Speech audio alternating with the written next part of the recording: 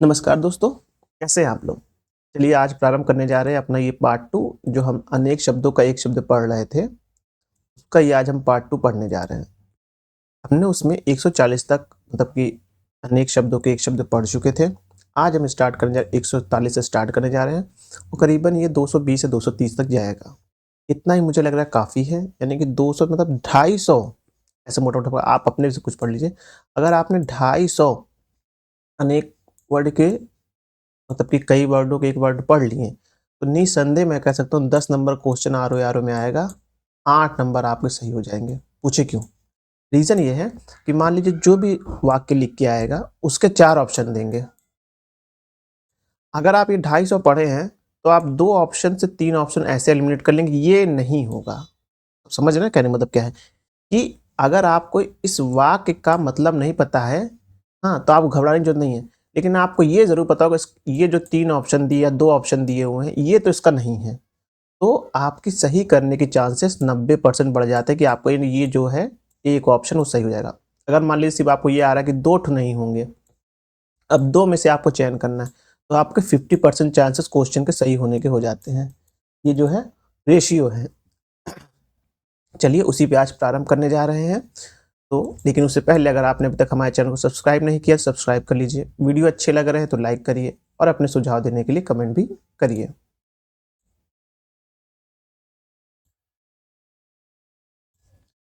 पहला जो हम देख रहे हैं, पहला है कंजूसी से धन व्यय करने वाला कृपण। देखिए कंजूसी से धन जो व्यय करता है उसे कृपण कहते हैं, लेकिन जो कम खर्च करे और ज़्यादा प्रोडक्टिविटी दे उसे मितव्ययी या मितव्ययिता कहेंगे। मतलब कि धन धन तो खर्च करे लेकिन सही तरीके से सही काम में खर्च करे उसे मितव्ययी कहेंगे, लेकिन कंजूसी से धन खर्च करने वाले को कृपण कहेंगे। जिस स्त्री का पुत्र एवं पति दोनों ना हो या वह स्त्री अपने मन से कार्य करे उसे अवीरा कहते हैं। उसे क्या कहेंगे? उसे अवीरा कहते हैं। उसे हम अवीरा कहते हैं। 1 मिनट रुकिएगा। जी, चलिए अब आराम करते हैं। फेंक कर चलाया जाने वाले हथियार को अस्त्र कहते हैं। जब हम किसी जैसे कि हम भाले को अगर फेंक के मार रहे हैं, तो वो अस्त्र कहलाएगा। हम तीर को खींच के मार रहे हैं, तीर अस्त्र कहलाएगा, लेकिन धनुष अस्त्र नहीं कहलाएगा। हम पत्थर को जब तक हाथ से मार रहे हैं, तो वो अस्त्र नहीं कहलाएगा। अगर वही हम पत्थर को खींच के मारेंगे या हमने उसको फेंक के मारा, तो वो अस्त्र कहलाएगा। ये ध्यान रखिएगा। जिसका भाषा द्वारा वर्णन असंभव हो, उसे क्या कहेंगे? अनिर्वचनीय कहेंगे। अनिर्वचनीय तो वचन से जो ना निकल सके, अनिर्वचनीय कहलाएगा। जो अपने स्थान या स्थिति से अलग ना किया जा सके उसे अच्युत कहा जाएगा।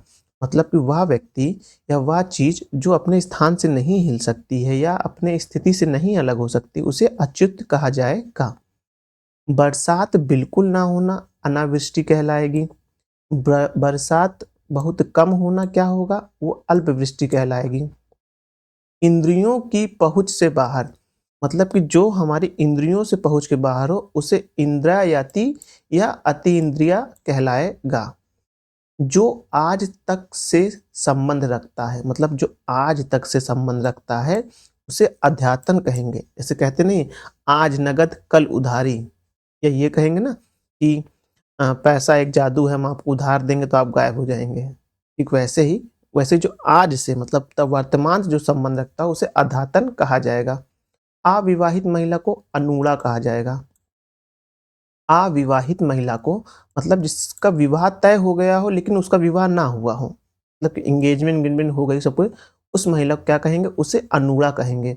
हाँ, और इसी तरह का एक शब्द आगे और आएगा, जब कोई नई विवाहित महिला होगा उसे कहते हैं नमूड़ा, कुछ ऐसे कहेंगे, याद नहीं आ रहा है, नौड़ा। नौड़ा उसे कहा जाएगा। ध्यान रखिएगा, अविवाहित महिला को अनूढ़ा कहा जाएगा और विवाहित महिला, नई विवाहित महिला को नौड़ा कहा जाएगा। वह स्त्री जिसका पति दूसरी शादी कर लिया हो उसे अध्योड़ा कहा जाएगा। मतलब कि वह स्त्री जिसका पति दूसरी शादी कर लिया हो उसे अध्योड़ा कहा जाएगा। दूसरों से विवाहित स्त्री, दूसरे की विवाहित स्त्री यानी कि वह स्त्री जो किसी और से विवाह कर रही है उसे क्या कहेंगे? उसे अन्योड़ा कहेंगे, अन्य से विवाह। देखिए अन्य आ गया, योड़ा से विवाह। इसे दूसरी शादी के लिए अध्योड़ा, मतलब कि आधे से जीवन का साथ छोड़ दिया तो अध्योड़ा। विवाहित नहीं हुआ है, नवविवाहित होने वाली है तो अनूड़ा। नऊड़ा मतलब क्या होगा? जो विवाहित हुई है। पहाड़ की ऊपर की भूमि, जो पहाड़ की ऊपरी की समतल भूमि होती है ना, उसे क्या कहेंगे? अध्यक्ता, अध्यक्ता कहा जाएगा। परंपरा से चली आई कथा अनुश्रुति कहलाएगा। यानी परंपरा से जो कथा चली आ रही है, जैसे राम कथा है, परंपरा से चली आ रही है, एक पीढ़ी से दूसरी पीढ़ी में लिखा गया, बताया गया, तो उसे क्या कहेगा? उसे अनुश्रुति कहा जाएगा। जो दोहराया गया हो, हाँ, उसे अनावृत कहेंगे। मतलब जो दोहराया जाए उसे अनावृत कहेंगे। जैसे कोई लड़ाई में कोई बात दोहराया जा उसे अनावृत कहा जाएगा। जिसका मन कहीं अन्य अन्यत्र लगा हो, जिसका मन कहीं और लगा हो, उसे अन्य मनसक कहेंगे। अन्य मतलब अन्य जगह, मन की मतलब मन लगा हुआ, सक जिसको अन्य जगह मन लगा हो उसे अन्य मनसक कहा जाएगा। जो भोजन रोगी के लिए निरुद्ध है, हाँ, जो भोजन जो रोगी के लिए निरुद्ध है उसे अपथ्य कहा जाएगा। याद रखना है। जिस वस्त्र को पहना ना गया हो उसे अपराहत कहा जाएगा। मतलब फैक्ट्री से निकला हो कोई वस्त्र, या आपने कोई ऐसा वस्त्र ला के अपनी अलमीरा में रखा है और उसको आपने अभी तक नहीं पहना है, तो अपराहत कहलाएगा। वो वस्त्र क्या कहलाएगा? उसे अपराहत कहलाएगा। पूजा पाठ के दौरान आप देखिए पंडित जी द्वारा कहा जाता है अपराहत वस्त्र को धारण करिए। जो मतलब नए हो, जिनको अभी तक पहना ना गया हो, उन वस्त्र को धारण करिए, अपराहत कहलाएगा। ना जोता गया खेत अपराहत कहलाएगा। आ प्रा आधा हा है पिता। जो बिना मांगे मिल जाए उसे अयाचित कहा जाएगा, अयाचित कहा जाएगा। जो सुना हुआ ना हो उसे आश्रव कहलाएगा। जो बाह्य संसार के ज्ञान से अनभिज्ञ हो उसे क्या कहा जाएगा? मतलब कहने का जो बाह्य संसार के ज्ञान से अनभिज्ञ हो उसे अलोगन कहलाएगा। वो सभी जातियों से संबंध रखने वाला अंतर जाति कहलाएगा। जैसे कोई व्यक्ति वो हिंदू, मुस्लिम, सिख, ईसाई, जैन, पारसी सभी से संबंध रखता है, वह क्या कहलाएगा? वो अंतर जाति कहलाएगा। जो सभी से संबंध रख रहा है तो वो अंतर जाति कहलाएगा।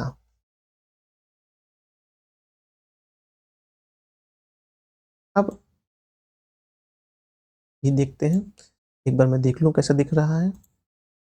हाँ सही है, और इधर आ सकता है, नहीं आएगा, चलिए ठीक है। किसी वस्त्र को प्राप्त करने की तीव्र इच्छा अभी अभिप्सा, अभिप्सा कहलाएगी।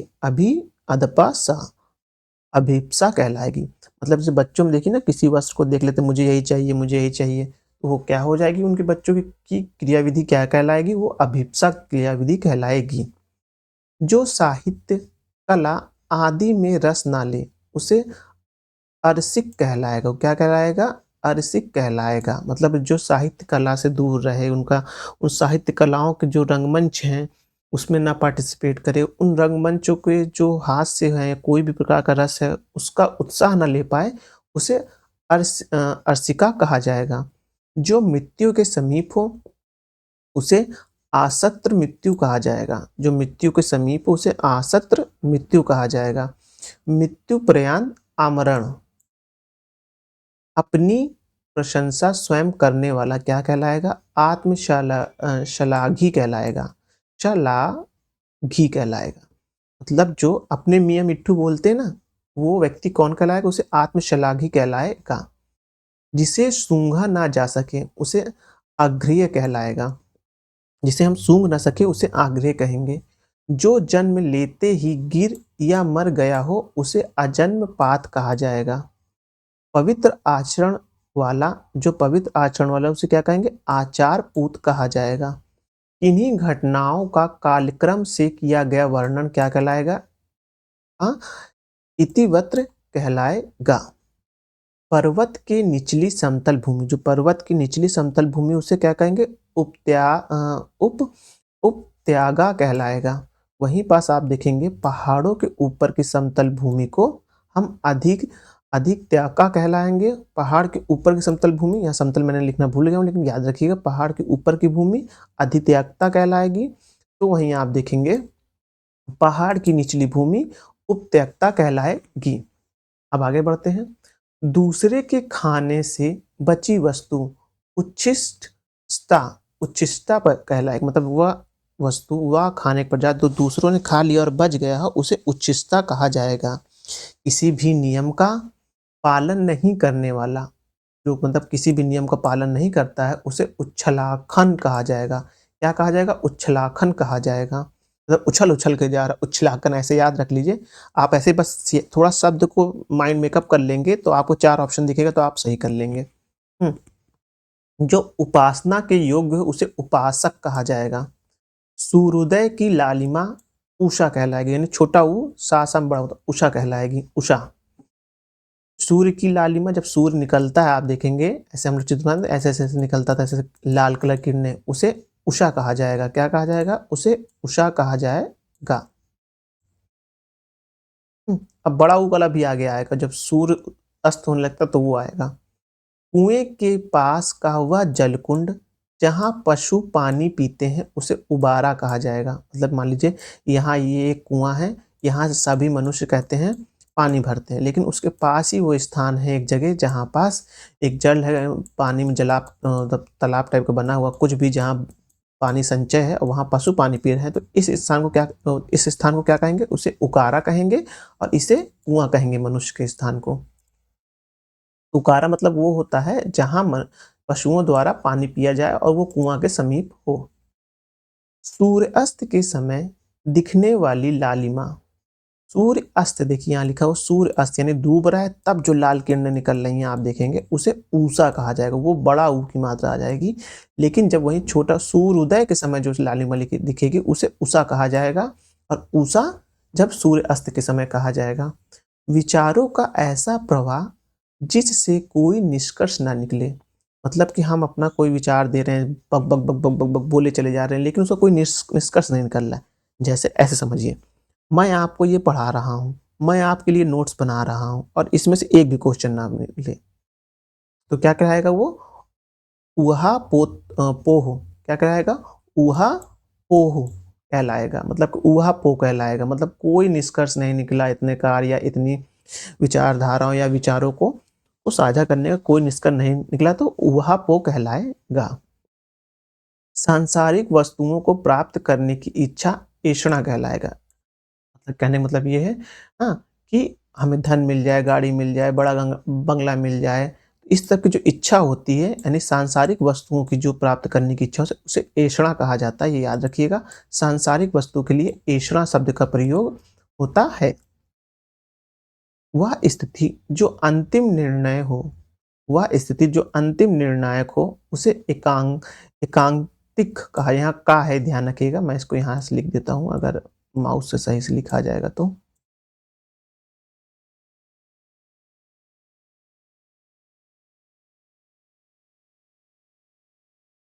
पेन टैब नहीं है, माउस से लिख रहे हैं। एकांतिक, ये क्या कहलाएगा? वो एकांतिक कहलाएगा। इसको थोड़ा और डार्क कर दे, ठीक, ये कहलाएगा अंतिम निर्णायक स्थिति। से होता नहीं कि जज का अंतिम निर्णय और यही निर्णायक हो गया, तो वो एकांतिक कहलाएगा।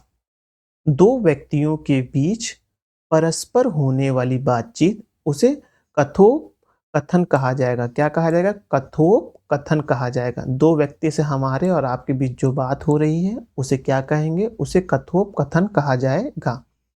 बर्तन बेचने वाला उसे क्या कहेगा? करेसा कहा जाएगा। बर्तन बनाने वाले को ठठेरा कहा जाता है। बर्तन बेचने वाला क्या कहलाएगा? कसेरा कहलाएगा। ध्यान रखिएगा, ऑप्शन में सबसे पहला ऑप्शन बना देगा वो ठठेरा लिख देगा, तो हम क्या करेंगे? ठठेरा को टिक मार देंगे, क्योंकि वो पहला ऑप्शन ही ऐसा बनाता है जो सुना रहता हो। लेकिन कसेरा वहीं देखेंगे तो ये आपको लास्ट में मिलेगा, तीसरे नंबर पे मिलेगा। अब तक जो पेपर का पैटर्न मैंने देखा है वो ऐसे बनता है कि जो प्रचलित शब्द रहते हैं और गलत रहते हैं उनको पहले ही लिख दिया जाता है, क्योंकि उसमें समय इंसान ना व्यर्थ करे, अरे ये यही है बस टिक मारे निकल जाए आगे, तो वो गलत हो जाता है। अक्सर देखिएगा आप भी जब किसी पेपर को सॉल्व करिएगा तो आपको भी इस तरह के बातें समझ में आएँगी कि जो सही ऑप्शन है वो तीसरा या चौथे ऑप्शन पे रहता है, क्योंकि वहाँ तक लोगों को नज़र ही नहीं जाती है। थोड़ा ऐसे माइंड से खेला जाता है। ऐसा अत्र जो खाने या ऐसा ऐसा अन्न इसमें लिखा सही नहीं है, जो खाने योग्य ना हो उसे कदत्र कहा जाएगा। हाथी के बच्चे को कलब कहते हैं। हाथी के बच्चे को क्या कहेंगे? कलप। आपसे ध्यान रखिएगा, कहीं भी आपको हाथी का बच्चा दिखे कोई डिस्कवरी चैनल पे या किसी अन्य चैनल पर या किसी रील्स में, तो आप ऐसे तुरंत ध्यान रखिएगा कि हाथी के बच्चे को कलब कहा जाता है। अब 1 मिनट में इसको स्कैन किए थे, पेपर दोबारा स्कैन हो गया था, यही वाला पढ़ देते हैं। ये देखिए 188 यही चीज़ मैंने ऊपर लिखा था, लेकिन स्कैन में ये जो मेरी असली राइटिंग थी, मतलब स्कैन में आ गया था, पर ये भी सही लग रही है। चलिए यही पढ़ देते हैं, कोई दिक्कत बात नहीं है। जो दुःख या भय से पीड़ित हो, उसे कतार कहा जाएगा। कतर नहीं कहा जाएगा, कतार कहा जाएगा। कातर कहा जाएगा, क्या कहा? कातर कहा जाएगा। जो दुःख या भय से पीड़ित उसे कातर कहा जाएगा। अब 189 है, जो है, जो बात पूर्व काल से लोगों में सुनकर प्रचलित हो उसे किद्वंती कहा जाएगा या जनश्रुति कहा जाएगा। मतलब पूर्व काल यानी पहले के काल से या पहले के समय से हम सिर्फ सुन के आ रहे हैं, उसे क्या कहेंगे? किंवदंती कहा जाएगा या जनश्रुति कहा जाएगा। मैं आपको फिर बता दूँ, इससे पहले भी मैंने एक वीडियो बनाया है, अनेक शब्दों के एक शब्द को रिलेटेड, उसमें 140 तक मैंने कंप्लीट किए थे और इसमें करीबन 220 या 240 तक इसमें भी कंप्लीट कर रहा हूँ। ऐसे करके 250 मैं पढ़ा दे रहा हूँ, लगभग 250 आप 20-30 आप कंप्लीट कर लीजिए, कहीं से आपको लगता है ये इम्पोर्टेंट है, इतने में आपका 10 नंबर मुझे लगता है मिल जाना चाहिए, अगर सब कुछ ठीक रहा तो। बाकी तो अगर बहुत टफ पेपर बनेगा तो ध्यान रखिएगा, पूरी दुनिया के लिए टफ पेपर बनेगा, आपके लिए अकेले नहीं बनेगा। अब आगे बढ़ते हैं। अगर आप ये भी बोलते हैं, अगर आपने वो वीडियो अभी तक नहीं देखा तो वो भी वीडियो आप देख लीजिएगा, वो ज़्यादा इम्पोर्टेंट। वृक्ष लता आदि से ढका स्थान, मतलब जो वृक्ष की लताओं के पास, जैसे नहीं, मान लीजिए कोई पेड़ है, वहाँ पास एक स्थान है, वहाँ वृक्ष की लताएँ लटकी और वो स्थान ढक जाए, उसे क्या करेंगे? उसे कुंजस कहेंगे। क्या कहेंगे उस स्थान को? कुंजस कहेंगे। कैसे लिखा है मैं बता देता हूँ आपको। ये बना है का में छोटा क मात्रा, फिर बना है इया और उसके बाद नीचे आधा जा है, कुंजस कहा जाएगा, ये ध्यान रखिएगा। अब मैंने इसको लिख दिया, आपके भी दिमाग में फोटो की मेमोरी आ गई होगी, फोटो वाली, तो आप इसको टिक कर पाएंगे। मुझे लग रहा है ये इंपॉर्टेंट, शायद ये पूछ लिया जाए। जो केंद्र से हटकर दूर जाता है उसे केंद्रापसारी कहा जाएगा। जो केंद्र से हट के दूर जाता है उसे केंद्रापसारी कहा जाएगा। सर्प के शरीर से निकाली हुई खोली, मतलब जो शरीर के जो सर्प होते हैं उनकी जो चमड़ा निकल खोली निकाल ली जाती है उसे क्या कहेंगे? केंचुली कहा जाएगा। क्या कहा जाएगा? केंचुली कहा जाएगा। जो भूख मिटाने के लिए बेचैन हो, जिसको जल्दी से भूख लगे, कुछ खाने को मिल जाए, उसे क्या कहेंगे? उसे क्षुधातर कहा जाएगा। क्या कहा जाएगा? क्षुधातर कहा जाएगा। भूख से पीड़ित को क्षुधार्त कहा जाएगा। वह स्त्री जिसका पति अन्य महिला के साथ रात बिताकर आया हो उसे खंडिता कहा जाएगा। क्या कहलाएगा? उस स्त्री को क्या कहा जाएगा? उस स्त्री को खंडिता कहा जाएगा। जो व्यक्ति अपने हाथ में तलवार लिए उसे क्या कहा जाएगा? उसे खड्गगृहस्थ कहा जाएगा। खड्गगृहस्थ कहा जाएगा। नायक का प्रतिद्वंदी, नायक का प्रतिद्वंदी खलनायक कहलाएगा। शरीर का व्यापार करने वाली स्त्री को गणिका कहा जाता है। ये कई एग्जाम में पूछा गया है, हालांकि जितने प्रश्न सब पूछे गए हैं, लेकिन ये ज्यादा है तो ध्यान रखिएगा। अब आगे देखते हैं। पहले से चली आ रही परंपरा का अनुपालन करने वाला गतानुगतिक क्या कहलाएगा? गतानुगतिक कहलाएगा। जो बात गुण या रहस्यपूर्ण हो, मतलब इसको जो बात छुपके की या छुपा के रखा जाए उसे क्या बोलेंगे? गणोत्र कहा जाएगा। गायों के खुर से उड़ने वाली धूल क्या कहलाएगी? गोधिल कहलाएगी। वहीं जब गायों की धूल बहुत ज्यादा उड़े और सूर्य की रोशनी छिप जाए, दिन रात उसे गमछैया जैसा सीजन बन जाए, तो उसे गोधिल बेल कहा जाएगा। गोधिल बेल कहा जाएगा। इसकी अगर आपको याद होगा, बाहुबली मूवी में फर्स्ट शायद सेकंड पार्ट बाहुबली में देखेंगे, जब वो देवसेना के लिए वो छुप के जाता है वहाँ पास, और उसके बाद एक सीन आता है जिसमें लड़ाई होती रहती है और बैल भागते हैं। बैल भागने के बाद देखिएगा खूब खूब खूब धूल उड़ती है, खूब धूल उड़ती है। हाँ, फिर ये तो जो धूल उड़ रही उसे गोधूल कहा जाएगा। लेकिन फिर बाद में देखिएगा जब बाहुबली 2 बैलों के बीच में से निकल के आता है तो देखिएगा पीछे रोशनी छुप के वहाँ से पीली रोशनी का एक लौ दिखती रहती है। जब हीरोइन उसे देखती है तो वो जो क्या कहलाएगी, गोधिल बेला कहलाएगी। तो ये डिफरेंट आप ध्यान रखिएगा। बाहुबली अच्छी मूवी थी। घास खाकर जीवन निर्वाह करने वाले को घसियारा कहा जाएगा। वह कृत्य जिसमें गद्य एवं पद्य दोनों उसे चंपू कहलाता है। ये तो बहुत इंपॉर्टेंट है, ये तो कई परीक्षाओं में आया है, इसको आप मार्क कर लीजिए। कार्य करने की इच्छा चिकित्सा कहलाएगी। जो कार्य करने की इच्छा होगी उसे चिकित्सा कहलाएगी। जो गुप्त रोग से निवास कर रहा हो, मतलब कि जो गुप्त रोग से निवार कर रहा हो उसे छद्मवासी कहलाएगा।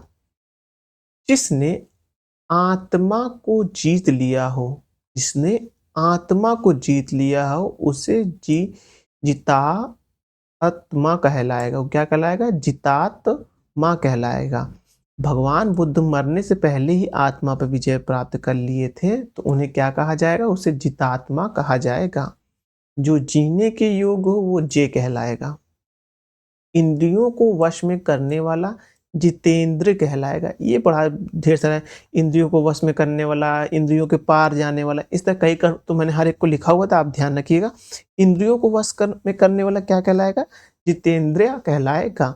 जे का पुत्र, यानी कि जब किसी महिला का विवाह होता है उसके पति का बड़ा भाई जेठ कहलाएगा। उस जेठ का जो पुत्र होगा उसे जेठोत कहा जाएगा। उसे क्या कहा जाएगा? उसे जेठोत्र कहा जाएगा। अब आगे है हल्की नींद, उसे तंद्रा कहलाएगा। क्या? तंद्रा कहलाएगा। लोग सोते रहते हैं, हल्की झपकी लगी, लोग उठा देते पूछते हैं सो रहे हो क्या? उनके पूछने का बंदा है मतलब ये रहता है तंद्रा है क्या? तंद्रा मतलब हल्की नींद में हो क्या? जो किसी कार्य का चिंतन में डूबा हो, मतलब कोई जो वैसा व्यक्ति जो किसी कार्य के चिंतन में डूबा हो उसे तल्लीन कहलाएगा। क्या? तल्लीन कहलाएगा। अब तक है, हाँ 239 तक मैंने लिखे हुए हैं, यानी 240 ही मान लीजिए पाउंड फिगर में। वह राजकीय धन जो किसानों को सहायता हेतु दिया जाता है उसे तकाबी कहा जाता है। मतलब कि वह राजकीय धन जो किसानों को सहायता के लिए दिया जाए उसे तकाबी कहा जाएगा। जिसमें बाण रखा जाता है उसे तरकश या तुजीर कहलाएगा। दैहिक, दैविक और भौतिक सुख को तापत्रय कहलाएगा। तैर कर पार करने की इच्छा को तितीर्षा कहलाएगा। वह व्यक्ति जो ज्ञान छुटकारा दिलाता हो, जो ज्ञान से छुटकारा दिलाता हो, या वह व्यक्ति जो ज्ञान या तो छुटकारा दिला दे, उसे त्राता कहा जाएगा। दुखांत नाटक को त्रासदी कहलाएगा। संकुचित विचार रखने वाला दकिनिया नूस कहलाएगा। जो शीघ्रता से चलता हो उसे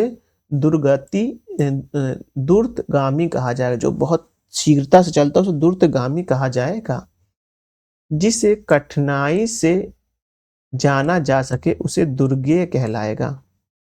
जो खराब आदतें हो, जिसमें खराब आदतें उसे दुर्व्यसनी कहलाएगा।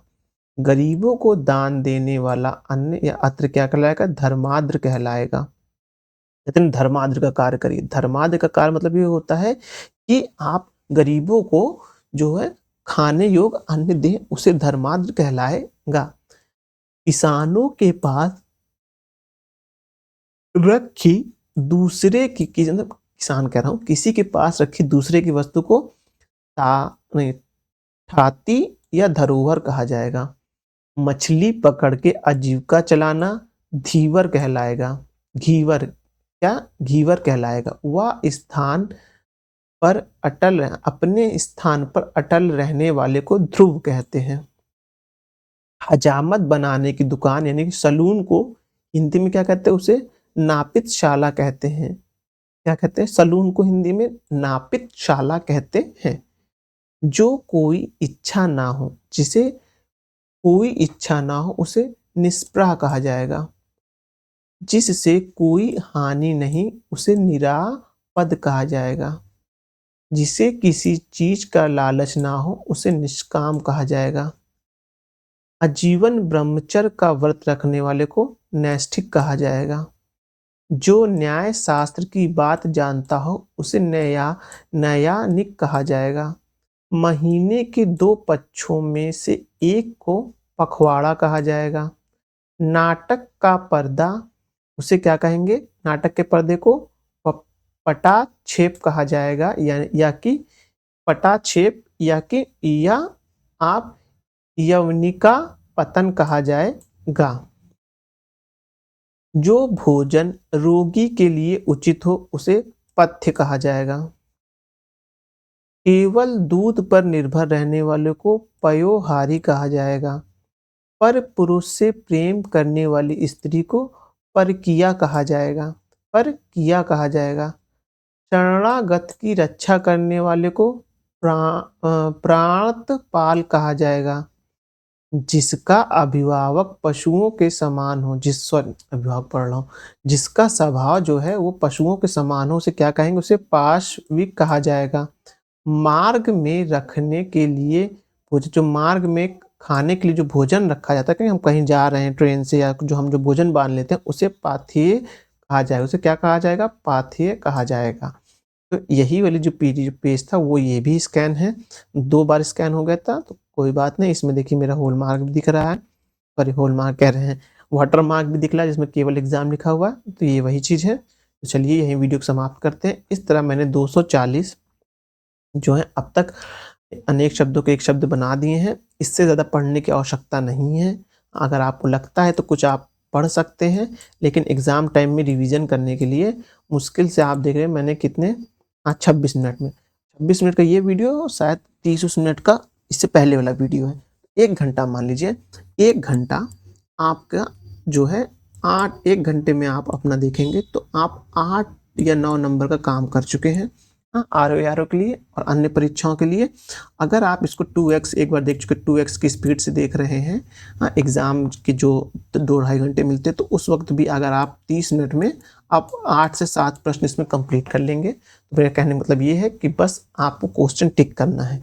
अगर आपको वो क्वेश्चन का आंसर नहीं आ रहा है, तो ये भी ध्यान रखना है कि जो बचे हुए 3 हैं उनको भी आप एलिमिनेट करने की क्षमता रखते हैं। इतना मैंने कर दिया है, बाकी जो है आप अपने पक्ष से करिए। चलिए वीडियो को यहीं समाप्त करते हैं, लेकिन उससे पहले अगर आपने अभी तक हमारे चैनल को सब्सक्राइब नहीं किया तो सब्सक्राइब कर लीजिए। वीडियो अच्छे लग रहे हैं तो लाइक करिए और अपने सुझाव देने के लिए कमेंट भी करिए। धन्यवाद।